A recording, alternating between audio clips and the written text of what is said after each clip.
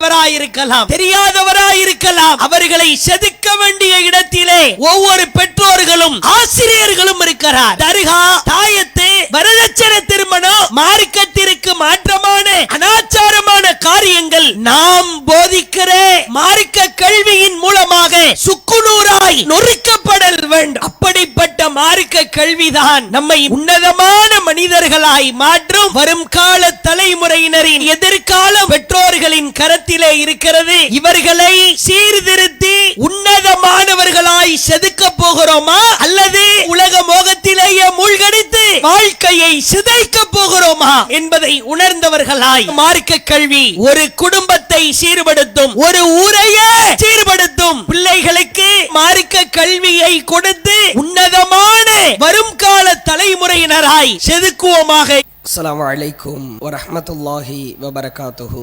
எல்லாம் வல்ல ஏக இறைவனின் அடியார்கள, சகோதர சகோதரிகள, தமிழ்நாடு தௌஹீத் ஜமாத் ராமநாதபுரம் வடக்கு மாவட்டம் எம்ஆர் பட்டினம் கிளை சார்பாக இஸ்லாமிய மார்க்கத்தை அதன் பரிசுத்தமான வடிவத்தில் மக்களுக்கு மத்தியில் எடுத்துரைக்க வேண்டும் என்கிற உயரிய நோக்கத்தில் இந்த மார்க்க விளக்க நிகழ்ச்சி ஏற்பாடு செய்யப்பட்டிருக்கிறது. இந்த நல்ல தருணத்தில் மகத்தான மார்க்க கல்வி என்கிற தலைப்பு தேர்வு செய்யப்பட்டிருக்கிறது. அல்லாஹுவின் தூதரவர்கள் இந்த உலகத்திற்கு தூதராக தேர்வு செய்யப்பட்டதற்கு பிறகு அல்லாஹ் மிக முக்கியமான ஒரு விஷயத்தை ஆழமாய் வலியுறுத்துகிறார். ஒட்டுமொத்த இஸ்லாமியர்களும் இத்தகைய அற்புதமான அந்த வார்த்தையை தன்னுடைய வாழ்க்கையிலே கடைபிடிக்கிற பொழுது சிறப்பிற்குரிய முஸ்லிம்களாக நம்முடைய வாழ்க்கையை நாம் கட்டமைக்க முடியும். உலகத்தில் எத்தனையோ மதத்தை சார்ந்தவர்கள் வாழ்கிறார்கள். ஏராளமான கொள்கையை பின்பற்றுபவர்கள் உலகத்திலே வாழ்கிறார்கள். அதிலே குறிப்பிட்ட சிலரை அல்லாஹ் தேர்வு செய்து இஸ்லாம் என்னும் மகத்தான பேர் அருட்கொடையை வழங்கியிருக்கிறான் என்று சொன்னால், இந்த இஸ்லாம் இந்த உலகத்தில் முஸ்லிம்களுக்கு வழங்கப்பட்டிருக்கிற ஒரு அற்புதமான மார்க்கமாய் திகழ்கிறது. இஸ்லாத்தில் முஸ்லிம்களாக வாழ்கிற நாம் இந்த மார்க்கத்தில் என்னவெல்லாம் கற்றுத்தரப்பட்டிருக்கிறதோ அவற்றை உள்ளபடி செய்வதற்கு கடமைப்பட்டிருக்கிறோம். குறிப்பிட்டு சொல்வதாக இருந்தால், அல்லாஹுவின் தூதருடைய நற்குணங்களில் ஒரு முக்கியமான குணமாய் அல்லாஹ் பேசுகிறான்.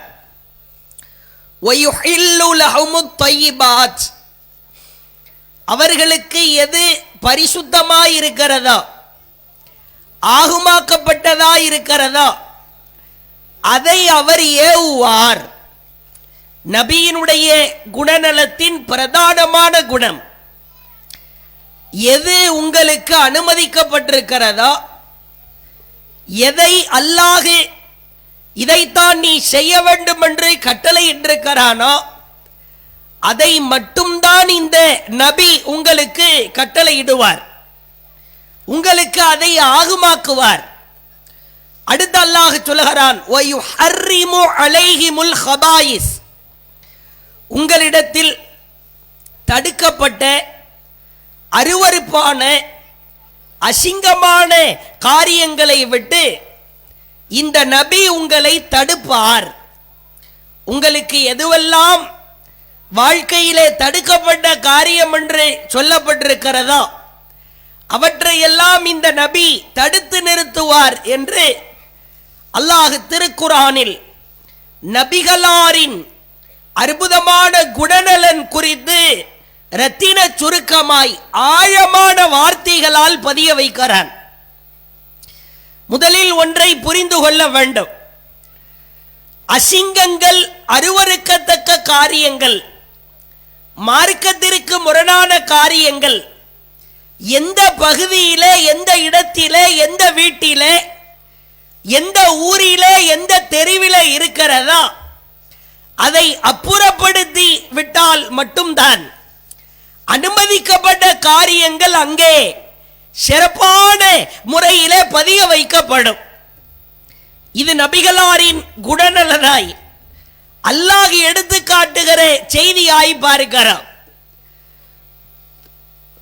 குப்பையாய் இருக்கிறது, அந்த குப்பையை எடுத்து வீடுகளிலே வைத்து வீட்டை சுத்தம் செய்ய நினைக்க முடியாது.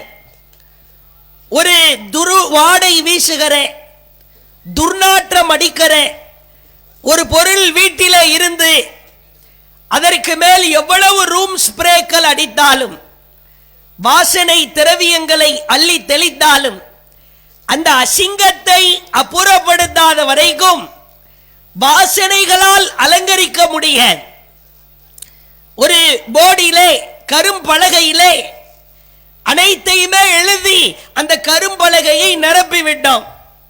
மீண்டும் ஒன்றை எழுதுவதாக இருந்தால் அந்த கரும்பலகையை அழிக்க வேண்டும், அதை சுத்தம் செய்ய வேண்டும். அப்பொழுதுதான் நாம் என்ன எழுதுகிறோம் என்பதை அந்த கரும்பலகையிலே மற்றவர்களுக்கு புரிய வைக்க முடியும். இதுதான் இஸ்லாத்தின் அடிப்படை. இஸ்லாமிய மார்க்கம் எவ்வளவு அழகாய் எடுத்துரைக்கிறது என்று பாருங்கள். என்னென்ன அருவருக்கத்தக்க காரியங்கள் மார்க்கத்தில், இஸ்லாமிய மார்க்கத்தை கடைபிடிப்பவர்களுக்கு புரியாமலா அறியாமலா அவர்களின் வாழ்க்கையிலே இருந்தால் அதை முதலிலே அப்புறப்படுத்த வேண்டும். அல்லாஹ் தன் தூதருக்கு எடுத்து சொல்லுகிற அற்புதமான உபதேசமாய் பார்க்கிறோம். உலகத்தில் எவ்வளவோ கல்விகள் இருக்கிறது, எத்தனையோ போதனைகள் இருக்கிறது, ஏராளமான போதனைகள், கல்விகள் உலகத்திலே இருந்தாலும் ஒரு மனிதனை பக்குவப்படுத்த வேண்டுமானால், நேரிய பாதைக்கு அழைத்து செல்ல வேண்டுமானால், இறைவன் வழிகாட்டி தந்திருக்கிற அந்த மார்க்க கல்வி என்பது மிக அவசியமானது. மார்க்க கல்வி யாரிடத்தில் இல்லையா, சரியாக போதிக்கப்படவில்லையா, தப்பும் தவறுமாய் யார் புரிந்திருக்கிறாரா, அவருடைய வாழ்க்கை அது வாழ்க்கையா இருக்காது, வழிகேடா இருக்கும் என்பதை பல வகைகளிலே நம்மால் பார்க்க முடியும். குறிப்பிட்டு சொல்வதாக இருந்தால், அல்லாஹ்வின் அளப்பெரும் கிருபையினால் ஒரு வருங்கால தலைமுறை இந்த காலகட்டத்திலே வளர்ந்து வருகிற வருங்கால தலைமுறையை சீரோடு சிறப்போடு இஸ்லாம் வழிகாட்டி தந்திருக்கிற வழிமுறை அடிப்படையில் வார்த்தெடுக்க தவறினால் நம்மை விட பெரும் கை சேதத்திற்குரியவர்கள் யாரும் இருக்க இயல. ஆழமாய் புரிந்து கொள்ளுங்கள். ஒரு குழந்தையை நாம் எப்படி உருவாக்குகிறோம், அதற்கு எதை கற்றுக் கொடுக்கிறோம், அது என்ன பொருளை பயன்படுத்துகிறது, அந்த பொருளுக்குள் எதை பயன்படுத்துகிறது, யாரோடு பேசுகிறது, பள்ளியிலே கல்லூரியிலே அவனுடைய பழக்க வழக்க நண்பர்கள் யார் என்பதையெல்லாம் கவனிக்க தவறினால் மார்க்க கல்வியை நாம் மதிப்பிழக்க செய்கிறோம் என்று ஆகிவிடும். அல்லாஹ்வின் தூதர் தெளிவாய் சொன்னார்கள். சஹீஹ் புகாரியிலே பார்க்கிறோம். இளைஞர் சமுதாயம், வருங்கால தலைமுறை குழுமி இருக்கிற சபையிலே நபிகளார் சொன்னார்கள், புரிந்து கொள்ளுங்கள், என்னுடைய மார்க்கத்தை நான் மேலோங்க செய்கிற நிலையிலே உங்களிடத்திலே விட்டு செல்வேன். என்னுடைய இஸ்லாம், என்னுடைய மார்க்கம், என் இறைவன் கற்றுத்தந்த இந்த மார்க்கம் ஒரு நாள் அழிவு பாதையை நோக்கி பயணிக்கும். குடிமிருக்கிற தோழர்களுக்கு கடுமாச்சரியம். மார்க்கம் அழிவு பாதையை நோக்கி செல்லுமா? வாய்ப்பே இல்லையே. அல்லாஹ்வின் தூதர் சொன்னார்கள், நிச்சயம் செல்லும். எப்படி செல்லும் தெரியுமா? ஹலக்து உம்மதி அலா யதை கில்மா. என்னுடைய சமூகத்திலே சில வருங்கால தலைமுறையாய் திகழ்கிற இளைஞர்கள் உருவாவார்கள். மாணவர்கள், அந்த மாணவ பருவத்திலே இருப்பவர்கள் உருவாவார்கள். அவர்களின் கரத்திலே இந்த மார்க்கம் சென்றால் அது அழிவு பாதையை நோக்கி செல்கிறது என்ற அர்த்தம். எவ்வளவு எச்சரிக்கை செய்கிற ஒரு செய்தி என்று பாருங்கள். இஸ்லாம் அழிவு பாதையை நோக்கி செல்ல வேண்டுமானால் ஒரு வருங்கால தலைமுறையை மார்க்க கல்வி நிறைந்த தலைமுறையாய் உருவாக்க தவறிவிட்டால் இஸ்லாம் அழிவு பாதையை நோக்கி செல்வதற்கு நாம் காரணமாகி விடுவோம். அல்லாஹ் திருமறை குர்ஆனில் அழகாய் சொல்கிறான், மார்க்க கல்வியை யார் கற்கிறாரோ, இறைவனை உறுதியாய் உண்மையாய் யார் ஈமான் கொள்கிறாரோ, இந்த இருவரின் அந்தஸ்துக்களை அல்லாஹ் உயர்த்துகிறான். யர்ஃபஇல்லாஹுல்லதீன ஆமனு, அல்லாஹ் சொல்லுகிறான், ஈமான் கொண்டவர்களின் அந்தஸ்தையும், ஊத்துல் இல்ம தரஜாத், கல்வி வழங்கப்பட்டவர்களின் அந்தஸ்துக்களும் இறைவனிடத்திலே உயர ஆரம்பிக்கும். இறைவனின் மார்க்கத்தை கற்று அதை செயல்படுத்த ஆரம்பித்தால் அவர்களின் அந்தஸ்துக்கள் தரஜாத்து, அவர்களின் படித்தரங்கள் உயரும் என்று அல்லாஹ் தெளிவாய் பிரகடனப்படுத்துகிறான். அந்த அந்தஸ்தின் உயர்ந்த தரஜாத்தின் பரிசுகள் என்ன? அல்லாஹ்வின் தூதர் சொன்னார்கள், ஸஹலல்லாஹு பிஹி தரீகன் இலல் ஜன்னah. கல்வியை யார் கற்று கொள்ள ஆரம்பிக்கிறாரோ அவருக்கு சொர்க்கத்தின் பாதையை அல்லாஹ் லேசாக்குவான். இஸ்லாமிய மார்க்கத்தை கற்றுக்கொள்வதற்காக திருக்குர்ஆனை வாசிக்கிறாயா? நபிகளாரின் பொன்மொழிகளை படிக்கிறாயா? துஆக்களை உன் உள்ளத்திலே பதிய வைக்கிறாயா? இது சாதாரண அந்தஸ்து அல்ல, நீ சொர்க்கத்திற்கு செல்கிற பாதைக்கான வழி என்று அல்லாஹ்வின் தூதர் பிரகடனப்படுத்தினார்கள். அதே போன்று அல்லாஹ்வின் தூதர் சொன்னார்கள், மையுரிதில்லாஹு பிஹி கைரா, யாருக்கு அல்லாஹ் நலவை நன்மையை பாக்கியத்தை கொடுக்க வேண்டும் என்று முடிவு செய்து விட்டானோ, யுஃபக்கிஹு ஃபித்தீன், அவரை மார்க்க கல்வி பெற்ற ஞானியாய் மாற்றுவான். உயர்ந்த அந்தஸ்து அதனுடைய பாக்கியம். யாருக்கு அல்லாஹ் நலவை விரும்புகிறானோ, நன்மையை நாடுகிறானோ, அவருக்கு அல்லாஹ் பாக்கியத்தை யாருக்கு விரும்புகிறானோ அவருக்கு கல்வி படுகிற ஒரு பாக்கியத்தை கொடுப்பான்.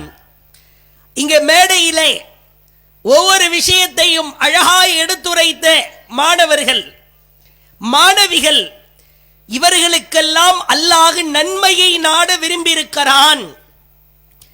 அல்லாஹ் பாக்கியத்தை கொடுக்க நாடி இருக்கிறான்.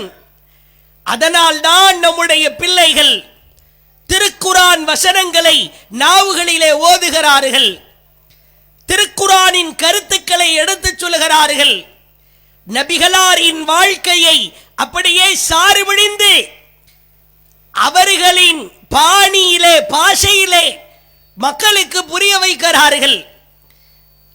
மார்க்க கல்வி இதுதான் ஒருவரை மகத்தான மனிதராய் மாற்றும்.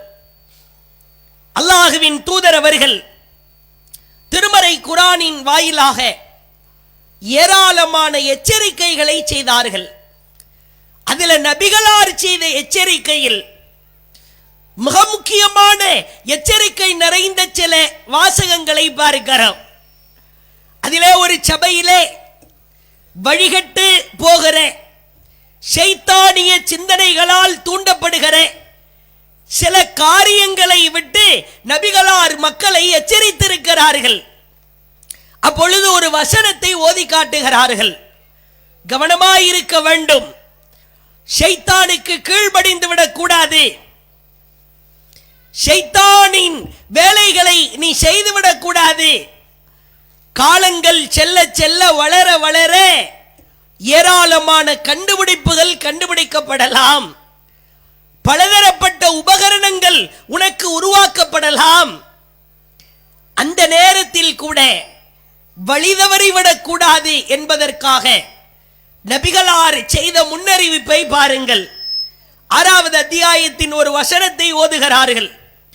ஃபலம்மா நஸூமா துக்கிரு பிஹி, அவர்களுக்கு சொல்லப்பட்ட அறிவுரையை அவர்கள் மறந்த பொழுது, அல்லாஹ் இவ்வாறு வாழ வேண்டும், இவ்வாறு வாழக்கூடாது, இதுதான் ஹலால், இது ஹராம், இது ஆகுமாக்கப்பட்டது, இது தடுக்கப்பட்டது, இதை நீ செய்ய வேண்டும், இதை நீ செய்யக்கூடாது என்று மார்க்கத்திலே சில சட்டங்கள் உனக்கு சொல்லித்தரப்படும்.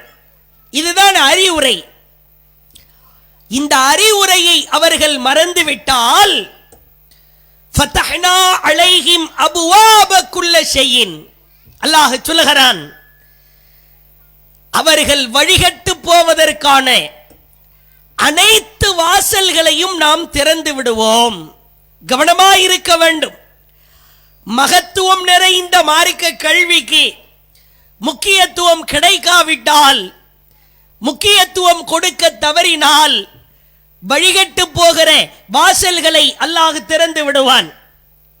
சொல்லிவிட்டு அல்லாஹ் சொல்லுகிறான், ஹத்தா இதா ஃபரிஹு பிமா ஊது, திறந்து விடப்பட்ட அந்த ஷைத்தானிய வாசல்களின் பால் மக்கள் மூழ்கி மகிழ்ச்சியாய் இருக்கிற பொழுது, அகதுனாகும் பக்தத்தன் ஃபைதாகும் முப்லிஸூன், அவர்கள் நினைத்து பார்த்திராத நேரத்தில் அல்லாஹ் ஒரு புடிபிடிப்பான். அவ்வளவுதான்.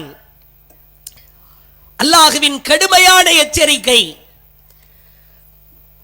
கல்வியை மறந்து அல்லாஹ் சொன்ன உபதேசத்தை மறந்து விட்டால் உனக்கு சந்தோஷம் தருகிற காரியம் என்று அறிவை இழந்து, மார்க்கத்தை இழந்து, உலக மோகத்திலே நீ பல காரியத்தை செய்வதற்கு முற்படுவாய். அவ்வாறு முற்படுகிற பொழுது அல்லாஹ் ஒரு பிடிபிடிப்பான். அதை உன்னால் தாங்கவே முடியாது. சமீபத்திலே பார்க்கிறோம், இந்த மார்க்க கல்வியை மறக்கிற காரணத்தினால் ஏராளமான மகிழ்ச்சி நிறைந்த மார்க்கம் தடுத்திருக்கிற வாசற் கதவுகள் திறக்கப்படுவதை பார்க்கிறோம். சில விஷயங்கள் சிறுவர்கள், சிறுமிகள், இளைஞர்கள் அமர்ந்திருக்கிற ஒரு சபையிலே பேசுவதற்கு கூட பயமாயிருக்கிறது.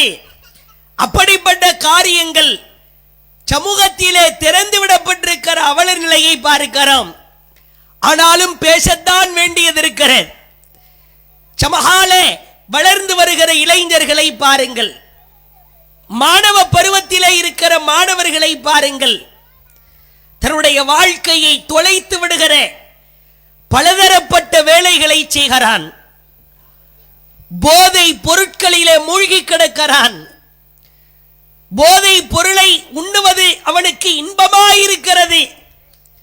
எந்த அளவிற்கு என்று சொன்னால், கைகளிலே புத்தகத்தை வாங்கி படிக்க வேண்டிய காலத்திலே அந்த பக்கங்களை புரட்ட வேண்டியவன் போதை பொருட்களை கரங்களிலே தவழ விடுவதை பார்க்கிறோம். ஏன் புள்ளலாம் அப்படி இல்லையே, என்னுடைய மகனெல்லாம் பத்திரமாத்து தங்கம் இப்படின்னு நாம் சொல்லலாம். நம் வீட்டிலே இருக்கிற பொழுது அவனை நாம் கண்காணிக்கிற ஒரு வாய்ப்பு இருக்கிறது, கண்காணிப்போம். அவன் பள்ளிக்கூடத்திற்கு சென்றால் கல்லூரிக்கு சென்றால் பழகக்கூடாத நபர்களோடு பழகினால் அவனுக்கு கிடைக்கிற அவன் செய்வான் செய்ய மாட்டான் அது பிறகுதான். ஆனால் பிறரை பார்த்து வழிகட்டு போவதற்கான வாய்ப்புகள் இருக்கிறது. சின்னோண்டு கல்கண்டு சைஸில் ஒரு போதை பொருளை சொல்கிறார்கள். வாய்க்குள்ளே போட்டால் 8 மணி நேரம் ஆளு சைலண்ட் தான், அமைதியா இருப்பானாம். புள்ள ரொம்ப அமைதியா இருக்குது அப்படின்னு நினைக்கலாம். வாய்க்குள்ள விஷயத்தை போட்டா 8 மணி நேரம் உலகத்தில் என்ன நடக்குதுன்னே தெரியாது. அப்படிப்பட்ட மோசமான போதை பொருட்கள் எல்லாம் உலகத்திலே கண்டுபிடிக்கப்படுவதை பார்க்கிறோம். குளிர் உதடு என்கிறான், கூல் லிப்பாம். சமகால இளைஞர்களிடத்தில் கூல் லிப்பு என்கிற விஷயத்தை போதை பொருளை பயன்படுத்துவதை பார்க்கிறோம். திடீர்னு பார்க்கலாம், உதட அப்படியே பெருசா வெளியே இழுத்துக்குவானே, கபிரிஸ்தான்ல ஜனாசாவை வச்சு மண்ணள்ளி போடுற மாதிரி ஏதோ ஒன்று அள்ளி போட்டுக்கிட்டு இருப்பான். அந்த உதட பார்த்தீங்கன்னா பைபாஸ் சர்ஜரி செஞ்ச மாதிரி வீங்கி போயிடும். ஆளு முகரெல்லாம் நல்லா தான் இருக்குது, மூஞ்சி உதடு மட்டும் லேசா பிதிங்கிட்டு வெளியே வீங்கின மாதிரி இருக்குதே அப்படின்னா உதட்டுக்குள் ஏதோ போதை பொருளை வைத்திருக்கிறான். இது மற்றவர்களுக்கு வீட்டிலே இருக்கிற பெண்களுக்கு புரிகிறதா இல்லையா? பள்ளிக்கூடத்திலே படிக்கிற மாணவர்கள் மாணவர்கள் இதை அனுபவிக்கிறார்கள் என்று நான் பேசுகிற பொழுதே அவர்கள் உணர்வார்கள். ஒரு இஸ்லாமியன் அந்நியனை பார்க்கலாமா? அடுத்தவர்களை பார்க்கலாமா? முன்னரெல்லாம் ஒரு போதை பொருள் என்றால் அதற்கு குறிப்பிட்ட 1 2 3 பெயர்கள் இருந்தது, அவ்வளவுதான். கஞ்சா என்கிறான், அபின் என்கிறான், குட்கா என்கிறான், மாவா என்கிறான். போதை பொருளில் அவ்வளவு வெரைட்டிகள். முன்னாடி எல்லாம் சிகரெட்டு மட்டும்தான், சிகரெட்டு தான் அது. இன்னைக்கு சிகரெட்டுக்குள்ள கஞ்சாவை வைத்து அடிப்பதை பார்க்கிறோம். இந்த விழிப்புணர்வு அவசியம் வேண்டும் ஒவ்வொருவரும். ஏன்னா மக்களை தடுக்கிறதுக்கான ஒரு வாய்ப்பை, பாக்கியத்தை அல்லாஹ் முஸ்லிம்களுக்கு தான் கொடுத்திருக்கிறான். நம்ம ஊர்ல நம் பகுதியிலே இஸ்லாமிய இளைஞர்கள், இஸ்லாமிய மாணவர்கள் ஒருவர் கூட இந்த கேடுகட்ட கேவலமான காரியத்திலே ஈடுபட்டு விடக்கூடாது. அதுதான் நம்முடைய லட்சியம். கல்வியில் அல்லாஹ்வின் தூதர் எவ்வளவு பாடாய் பட்டு சிரமத்தை அனுபவித்து இந்த மார்க்கத்தை கட்டி காப்பாற்றி கொண்டு வந்து ஒப்படைத்தால், போதையிலே சீரழிந்து கிடக்கிற சில முஸ்லிம் இளைஞர்களை பார்க்கிறோம். கவனமாய் இருக்க வேண்டும். போதை பொருள் கிடைக்கலையா, இருமல் டானிக்கு 2 பாட்டில் 3 பாட்டில் வாங்கி குடிக்கிறான். இருமல் டானிக்குன்னா என்னடா போதை? நல்ல தூக்கம் வரும்ல, அது போதும். திடீர்னு பெயிண்ட் அடிக்கிற தின்னர்னு சொல்லுவாங்க. பெயிண்ட் ஒட்டாம நல்ல கலரா அடிக்கணும்னா அந்த தின்னரை கலந்து அடிப்பார்களாம். அந்த தின்னரை உறிஞ்சு கொள்கிறான். ஃபெவிகால், ஏதாவது புக்கு கிழிஞ்சிருச்சுன்னா, ஒரு பொருள் உடைஞ்சிருச்சுன்னா ஃபெவிகாலை வைத்து ஒட்டுவோம், பேஸ்ட். அந்த ஃபெவிகாலிலே போதை ஏற்றுகிறான். என்னடா புதுசு புதுசா சொல்றீங்க அப்படின்னு நினைக்க கூடாது. நம் சமூகத்தை பாதுகாக்க வேண்டிய நிலையில இருக்கிறோம். திடீர்னு புகையா கிளம்புது, கும்மிருட்டா இருக்குது. நல்ல கூர்ந்து பார்த்தா 4 பேர் சுத்தி உட்கார்ந்துட்டு இருக்கிறான். அந்த புகையை மூஞ்சில ஏத்துறது.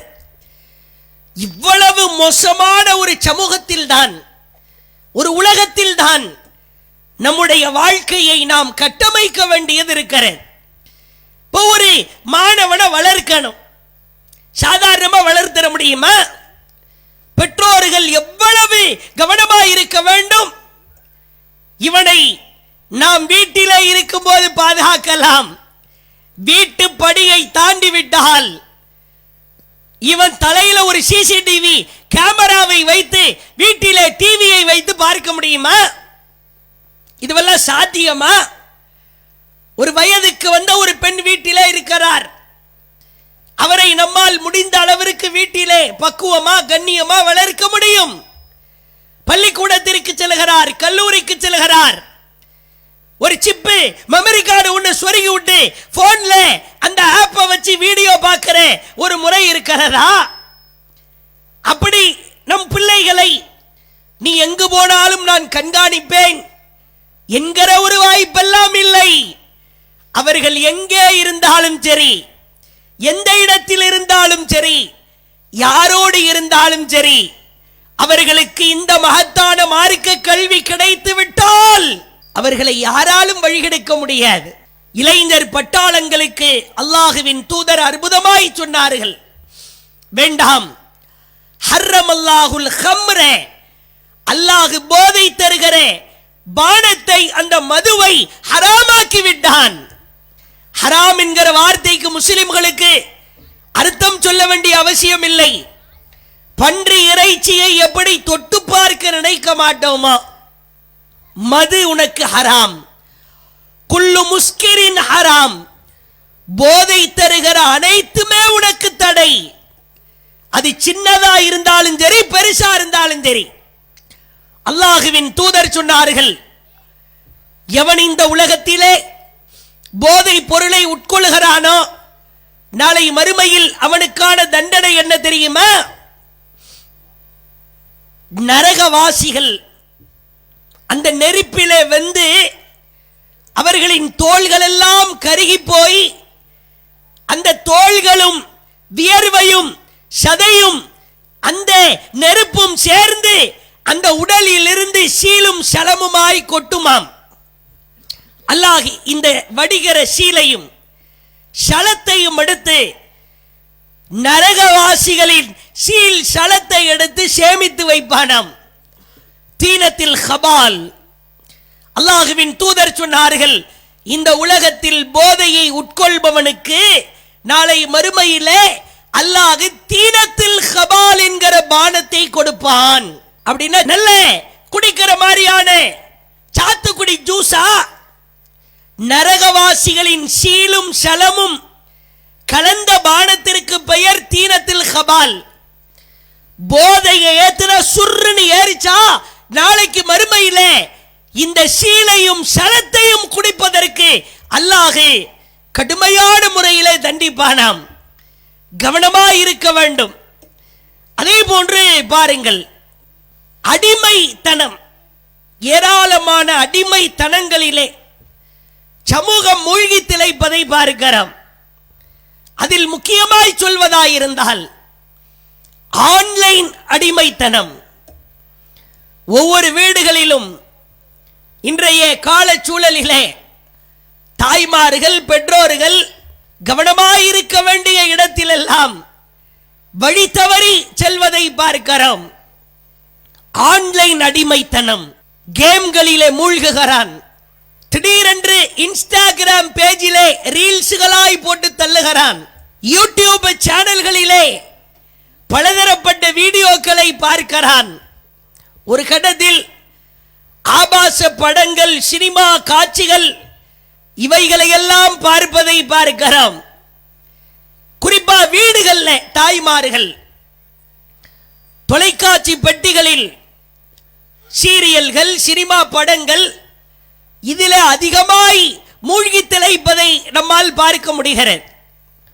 ஒரு வருங்கால தலைமுறை, இவர்களை உருவாக்க வேண்டிய நாம் மார்க்க கல்வியை அதை மறந்துவிட்டால், அதை இழிவுபடுத்திவிட்டு வீடுகளிலே தொலைக்காட்சி பெட்டிகளிலே இந்திய தொலைக்காட்சிகளில் முதல் முறையாக வாய பொழுது படத்தை பார்த்து கொண்டிருந்தால் அந்த சினிமாவிலே காட்டுகிற காட்சிகள், ஆபாச வர்ணனைகள், அதில் அணிகிற அரைகுறை ஆடைகள், இவைகள் அனைத்துமே வருங்கால சமூகத்தை சீரழித்து சின்ன பின்னமாய் மாற்றும். தாய்மார்கள் மிக கவனமாய் இருக்க வேண்டும். ஒரு பிள்ளையின் வளர்ப்பிலே, வார்ப்பிலே அது கண்ணியமான பிள்ளையாய் மாற வேண்டுமானால் மார்க்க கல்வி நம் வீட்டிலே, நம்முடைய குடும்பத்திலே அது அருவியாய் கொட்ட வேண்டும். தாய்மார்களை பார்க்கிறோம். வீட்டிலே வயதுக்கு வந்த பெண் இருக்கிறார், இளைஞன் இருக்கிறான். அவர்களை வைத்துக் கொண்டே சினிமா படக்காட்சிகள், காதல் காட்சிகள், முத்த காட்சிகள், ஆபாசத்தை விதைக்கிற காட்சிகளை எல்லாம் ரசித்தால் வருங்கால தலைமுறையை செதுக்க முடியுமா? அவன் சீரழிந்து போக மாட்டானா? சிந்தித்து பாருங்கள். சினிமா பட நாடகங்கள், நாடகத்திலே பெண்கள் மூழ்கி திளைப்பதை பார்க்கிறோம். ஒரு நேர போக்கிற்காக, டைம் பாஸிற்காக. இப்ராஹிம் அலைஹிஸ்ஸலாம் அவர்களின் மகனார், அவர்களின் மனைவி, இவர்களெல்லாம் நமக்கு சிறந்த முன்னுதாரணம், சிறந்த எடுத்துக்காட்டு. இப்ராஹிம் அலைஹிஸ்ஸலாம் தன்னுடைய மகன் இஸ்மாயில் அவர்களையும் மனைவி ஹாஜர் அவர்களையும் பாலைவன மணலிலே விட்டு விட்டு செல்கிறார். எங்கே போகிறீர்கள் என்று அந்த அம்மையார் கேட்டார். இலல்லாஹ், அல்லாஹ் கிட்ட உன்னை விட்டுட்டு போறேன். அதற்கு அந்த அம்மையார் சொன்ன வார்த்தை ரதீத்து பில்லாஹ், அல்லாஹ்வை நான் புரிந்து கொள்கிறேன், தாராளமா போங்க. ஒரு கடத்திலே இப்ராஹிம் அலைஹிஸ்ஸலாம் தன்னுடைய மகனையும் மனைவியையும் விட்டு சென்றதற்கு பிறகு நீண்ட நெடிய ஆண்டுகள் கழித்துத்தான் மீண்டும் வீடு திரும்புகிறார். மகனை பார்க்கிறார், இளமை பருவத்திலே இருக்கிறார். வந்த குறிப்பிட்ட நாட்களிலே அவர் கேட்ட கேள்வி, மகனே, உன்னை அறுப்பது போன்று கனவு கண்டேன், நீ என்ன கருதுகிறாய்? எப்படி இருக்கும்? இவ்வளவு ஆண்டு கழித்து மகனை பார்ப்பதற்காக ஒரு தகப்பனார் வருகிறார். வருகிற பொழுது குறிப்பிட்ட சில நாட்களில் அவர் கேட்ட கேள்வி, உன்னை அறுக்கிறது மாதிரி கனவு வந்தது, நீ என்ன நினைக்கிறாய்? என்ன சொல்லி இருக்கணும்? நானே செம்ம கடுப்புல இருக்கிறேன், நீங்க தான் பாலைவன மணல்ல என்னை எங்க அம்மாவை விட்டுட்டு போனீங்களாமே, அந்த ஆத்திரம் கோவமே இன்னும் குறையல, அறுக்க போறீங்களா? ஒழுங்கா ஓடி போயிருங்க, இல்லைன்னா நான் பிடிச்சு அறுத்துருவேன். இப்படிதான் சொல்லி இருக்கணும். அழகாய் சொன்னார், நீங்கள் எதை கண்டீர்களோ அதை செய்யுங்கள், என்னை பொறுமையாளர்களில் ஒருவராய் நீங்கள் காணலாம். அற்புதமான வார்த்தை. தகப்பன் இல்லை என்று சொன்னாலும் கூட நீண்ட நெடிய நாட்கள் தகப்பனின் துணை இல்லாமல் ஒரு தாய் தன் பிள்ளையை வளர்த்தெடுத்தாலும் கூட அந்த தாயின் வளர்ப்பிலே இஸ்மாயில் என்கிற மகன் செதுக்கப்பட்டிருக்கிறார். நிறைய தாய்மார்கள்ட கேட்டால் அலட்சியமான பதில், அத்தா காலையில கடைக்கு போனா நைட்டு தான் வர்றாரு, வெளிநாட்டுக்கு வேலைக்கு போயிட்டாரு, இவன் அடங்க மாட்டான், அடக்க முடியல. இந்த பதிலை இஸ்லாம் ஏற்கவே ஏற்காது. ஒரு தாய் நினைத்தால், ஒரு பெண் நினைத்தால் தன்னுடைய பிள்ளையை அழகாய் செதுக்க முடியும். அம்மையார் ஹாஜர் அற்புதமான உதாரணம். அதே போன்று பார்க்கலாம், நம்முடைய வீடு ஷைத்தானால் சூழப்பட்ட வீடா இருக்கக்கூடாது. சீரியல்னு வந்துடுச்சுன்னா பெரும்பான்மையான பெண்கள் அதிலே மூழ்கி கிடப்பதை பார்க்கிறோம். அப்பொழுது நம்முடைய தலைமுறையை மார்க்க அடிப்படையில் வார்த்தெடுக்க முடியுமா? சவாலாய் நீங்கள் கேட்டு பாருங்கள். ஏதாவது ஒரு சீரியலிலாவது, ஒரு நாடகத்திலாவது ஒழுக்கத்தை கற்றுக் கொடுக்கிறான்.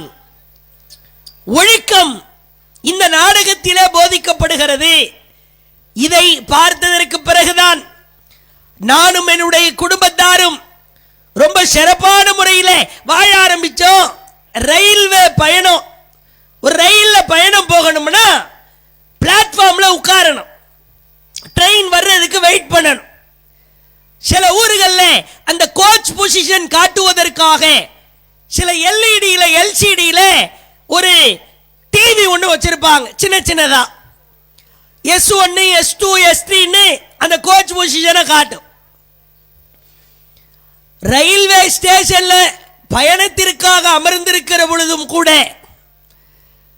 டிவியிலே கோச் பொசிஷனை காட்டியதற்கு பிறகு இன்னென்ன பெட்டி இன்னென்ன இடத்துக்கு வரும் அப்படின்னு சொன்னதற்கு பிறகு இடையிடையே நாடக விளம்பரத்தை சொருகுகிறான். திடீர்னு பாத்தீங்கன்னா பாக்கியாவின் அடுத்த கட்ட முடிவு என்ன? யாரா அந்த பாக்கியா? நம்மளுக்கே அடுத்த கட்டம் என்னன்னு தெரியலையே.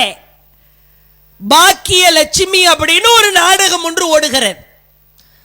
ஆக கேடுகட்ட ஒரு நாடகம். இவளுக்கோ அவ புருஷனுக்கு கல்யாணம் ஆயிருமா, டைவர்ஸ் ஆயிருமா. அவன் இன்னொருத்திய கல்யாணம் பண்ணிட்டு வந்து டைவர்ஸ் ஆன பொண்டாட்டியையும் கல்யாணம் பண்ண பொண்டாட்டியும் ஒரே வீட்டில் வச்சு வாழ்வான. உருப்படுமா? இப்படி ஒரு நாடகம். இதை பார்த்து இஸ்லாமிய குடும்ப பெண்கள் அந்த நாடகத்தை ரசித்தால் இது உருப்படுமா? எந்த நாடகமா இருந்தாலும் மாமியார் மருமகள் சண்டை இல்லாத நாடகமே கிடையாது. பெரிய முடியாத தொடர்கதையாய் போய் கொண்டிருக்கிறேன். மாமியார் மருமகள் சண்டையை வச்சா அல்லது ஒரு கள்ள தொடர்பை வைத்தா அல்லது வேறு ஏதாவது மார்க்கத்திற்கு எதிரான பலதரப்பட்ட வேலைகளை வைத்தோ தான் நாடகங்கள் ஓடுகிறது. குடும்பம் சீரழிந்து விடாதா? மார்க்க கல்விக்கு முக்கியத்துவம் கொடுத்திருக்க வேண்டாமா? இதே மாதிரி நீங்கள் பார்க்கலாம் அரபு சேனல்கள்ல. இங்க எப்படி பாக்கியலட்சுமி, பாண்டியன் ஸ்டோர்னு கேடுகட்ட நாடகம்லாம் ஓடிக்கிட்டு இருக்குதா, அதே மாதிரி அரபு சேனல்கள்ல நாடகம் ஓடு. அதையும் கொஞ்சம் கூர்ந்து கவனிச்சா அதுல இதே மாமியார் மருமக பிரச்சனை, கள்ள தொடர்பு தான். ஆனா அரபியில ஓடு. உலக அளவுல இதான் கான்செப்ட். ஒரு நாடகத்தை ரன் பண்ணணும், ஓட்டணும்னா மாமியார் மருமகள் பிரச்சனையை வைக்க வேண்டும், கள்ள தொடர்புகளை வைக்க வேண்டும். அல்லாஹ் திருமறை குர்ஆனிலே தெளிவாய் சொல்கிறான், வலா தக்ரபுல் ஃபவாஹிஷ், அருவருப்பான காரியத்தை நீ நெருங்காதே. மா லஹர மின்ஹா வ மா பத்தன், அது வெளிப்படையாக இருந்தாலும் மறைமுகமாய் இருந்தாலும் அப்படிப்பட்ட காரியத்தை நீ நெருங்காதே என்று அல்லாஹ் குர்ஆனிலே சொல்கிறான். அல்லாஹ்வின் தூதர் சொன்னார்கள், அல்ல ஐனானி தஸ்னியான் வல் யதானி தஸ்னியான் வர்ரிஜுலானி தஸ்னியான். உன் கை செய்கிற விபச்சாரம் தவறானதை எடுப்பது, உன் கண் செய்கிற விபச்சாரம் தவறானதை பார்ப்பது, உன் காது செய்கிற விபச்சாரம் தவறானதை கேட்பது. விபச்சாரம் என்று சொன்னால் இருவரும் தனி அறையில இருந்து அது மாதிரியான காரியத்தில் ஈடுபடுவது மட்டுமே விபச்சாரம் என்பதல்ல. விபச்சாரத்தை தூண்டுவதற்கு உன் கண்ணோ காதுகளோ கைகளோ கால்களோ ஈடுபட்டால் அதற்கு பெயரும் விபச்சாரம் தான் என்று இஸ்லாமிய மார்க்கம் மிக தெளிவாய் சொல்கிறது. மார்க்க கல்வி இது மறக்கடிக்கப்பட்டால், ஒவ்வொரு வீடுகளில் இருந்தும் இது துண்டிக்கப்பட்டால் அவர்களுடைய நிலைமை கேள்விக்குறிதான். வருங்கால தலைமுறையை வார்த்தெடுக்க வேண்டும். அற்புதமான செய்தியை பார்க்கிறோம். நபிகளார் காலத்தில் ஒரு போர்க்களம் நடக்கிற, அந்த போர்க்களத்திற்கு ஒரு இளைஞர் ஹாரிசா பின் சுராகா என்கிற நபி தோழர் கலந்து கொள்வதற்கு விரும்புகிறார். அவருக்கு தந்தை இல்லை, தாய் இருக்கிறார். அந்த தாயும் வயதான தாயார். தாயாரிடத்திலே வந்து கேட்கிறார், நான் இந்த போரிலே கலந்து கொள்ள போகிறேன், நீங்கள் என்ன கருதுகிறீர்கள்? அப்ப அம்மா, ஹாரிசாவுடைய அம்மா சொல்றாங்க, தாராளமாய் கலந்து கொள், ஒரு பிரச்சனை இல்லை. அரவணைப்பிற்கு ஆள் இல்லை, கூட துணைக்கு தகப்பனும் இல்லை. அந்த அம்மாவுக்கு ஆதரவு என்று சொன்னால் இந்த இளைஞன் தான். இப்படி இருக்கிற பொழுது தாயார் அனுமதி கொடுக்கிறார், போரிலே கலந்து கொள். போர்க்களத்திற்கு செல்கிறார். போர்க்களம் முடிகிறது. தாயாருக்கு தகவல் வருகிறது, போர் முடிஞ்சு எல்லாரும் திரும்ப வர்றாங்க அப்படின்ற தகவல் வருது. அந்த மக்கள் எல்லாம் போர் முடிந்து திரும்பி வருகிற அந்த இடத்திற்கு உம்மு ஹாரிசா, ஹாரிசாவுடைய அம்மா, அந்த உம்மு ஹாரிசா வந்து நிற்கிறாங்க. தன் மகன் வருகிறானா, போருக்கு போன மகன் திரும்புகிறானா, திரும்பி வர்றானா அப்படின்னு பார்த்து கொண்டே இருக்கிறார். மகன் வரவில்லை. இறுதியாய் நபிகள் நாயகம் வந்து விட்டார். ரசூலுல்லாஹ்ட்ட போய் கேட்கிறாங்க, அல்லாஹ்வின் நபியே, ஹாரிசா மீது நான் எவ்வளவு பாசம் வைத்திருந்தேன் என்பது உங்களுக்கு தெரியும். ஹாரிசாவை நான் எவ்வளவு விரும்பினேன், நேசித்தேன் உங்களுக்கு தெரியும். ஹாரிசா பற்றி எனக்கு செய்தி சொல்லுங்க. அப்ப ரசூலுல்லாஹ் சொல்றாங்க, எங்கோ ஒரு பகுதியிலிருந்து, மேற்கு பகுதியிலிருந்து அம்பு ஒன்று வந்து ஹாரிசாவின் தொண்டையிலே குத்தி ஹாரிசா இறந்து விட்டார். அழ ஆரம்பிக்கிறார். அல்லாஹ்வுடைய தூதரிடம் கேட்கிறாங்க, அல்லாஹ்வுடைய தூதரே, 2 விஷயம் உங்களிடத்திலே கேட்கிறேன். என் மகன் ஹாரிசா சொர்க்கத்தில் இருக்கிறான் என்று நீங்கள் சொன்னால்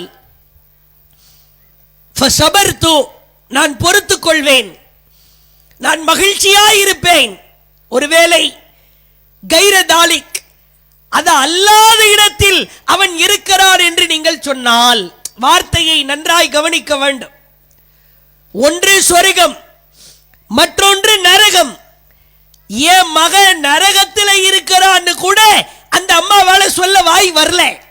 அதனால என்ன சொல்றாங்க, அது அல்லாத இடத்திலே அவன் இருக்கிறான் என்று நீங்கள் சொன்னால் ஃபஜஹத்து ஃபில் புகா, அவனுக்காக அதிகமாக அழுது அல்லாஹ்விடத்திலே மன்றாடுவேன். நபிகளார் சொன்னார்கள், யா உம்ம ஹாரிசா, ஹாரிசாவின் தாயே, மகனை இழந்து துடிக்கிறாயா? சொர்க்கம் என்றால் அது ஒன்றுதான் இருக்கிறதா? இல்லை, சொர்க்கத்திலே பல படித்தரங்கள் இருக்கிறது. அதிலே உன் மகன் ஹாரிசா அஸாபல் ஃபிர்தௌஸில் அஅலா, சொர்க்கத்தில் உயர்ந்த சொர்க்கமாய் இருக்கிற ஜன்னத்துல் ஃபிர்தௌஸில் இருக்கிறான். போ, கவலைப்படாத.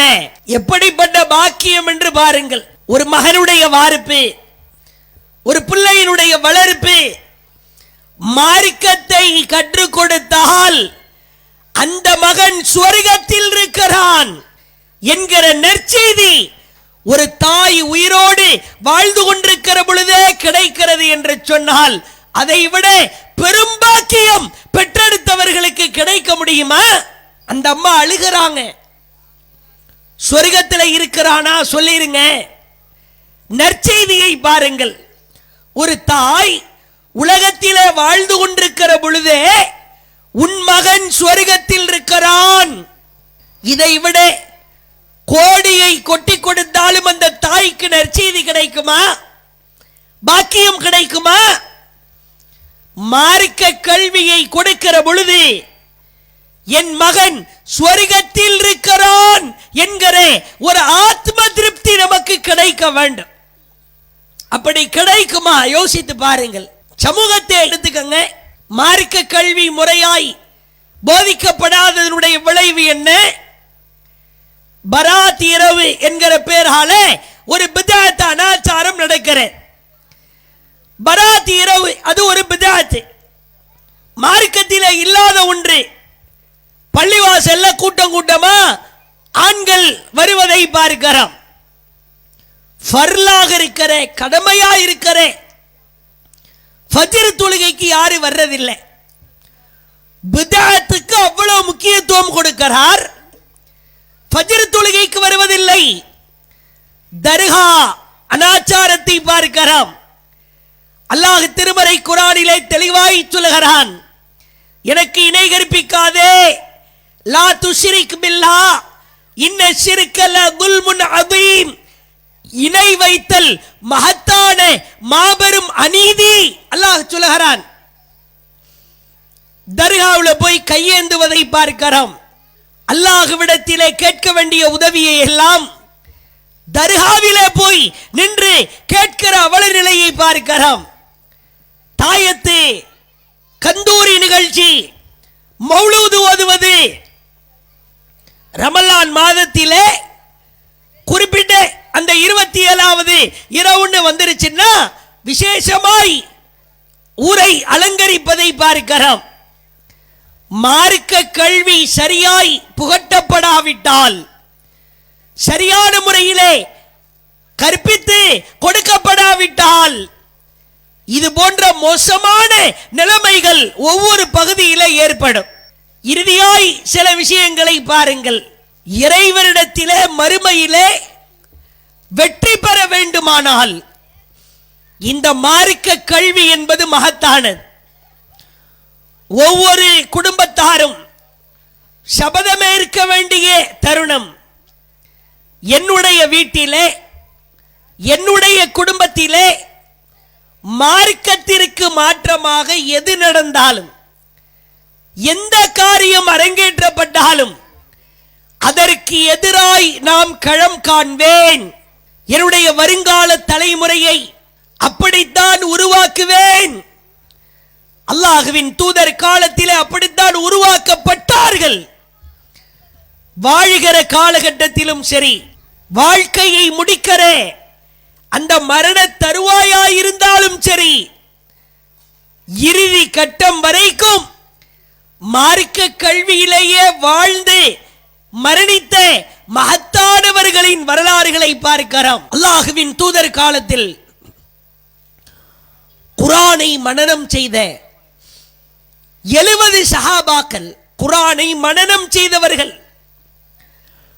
ஒருவருடைய இறுதி கட்டம் எப்படி இருக்க வேண்டும் என்பதற்கான சான்று இந்த 70 பேரையும் நயவஞ்சகர்கள் நம்ப வைத்து கழுத்தறுத்து அல்லாஹ்வின் தூதரை ஏமாற்றி அழைத்து செல்கிறார்கள். 70 பேரை, இந்த 70 பேருக்கிட்ட நாங்க பாட கற்க போறோம், கொஞ்சம் மார்க்கம் சம்பந்தமா எங்களுக்கு இவர்கள் கற்றுத் தருவார்கள் என்று ரசூலுல்லாஹ் நம்பி அனுப்பிடுறாங்க. ஒரு கட்டத்தில் பிஉரு மௌனா என்கிற இடத்தில் இந்த 70 நபர்களையும் கொல்வதற்காக எதிரிகள் முற்படுகிறார்கள். ரசூலுல்லாஹ்வுக்கு தெரியல. ஒரு கணத்திலே ஹராம் பின் மில்ஹான் ரலியல்லாஹு அவர்கள் ஒரு எதிரியோடு பேசிக் கொண்டிருக்கிறார். அவருக்கு என்ன நடக்குதுன்னே தெரியல.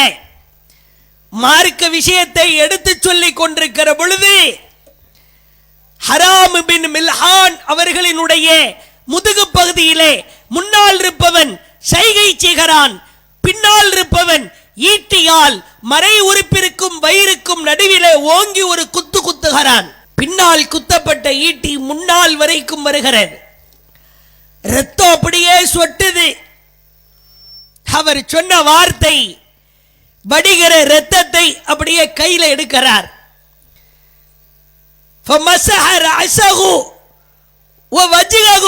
தன்னுடைய தலையிலையும் முகத்திலையும் தடவிக்கிறார்.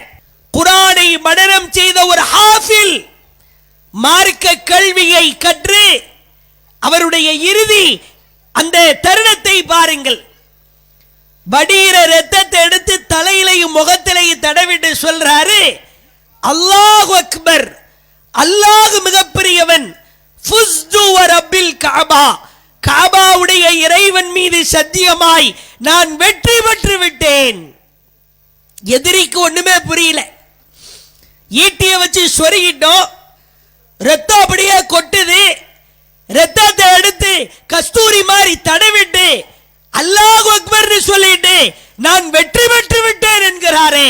ஆமாம், அவர் சொல்லுகிறார், இறைவா எங்களை நீ பொருந்திக் கொள்வாயாக.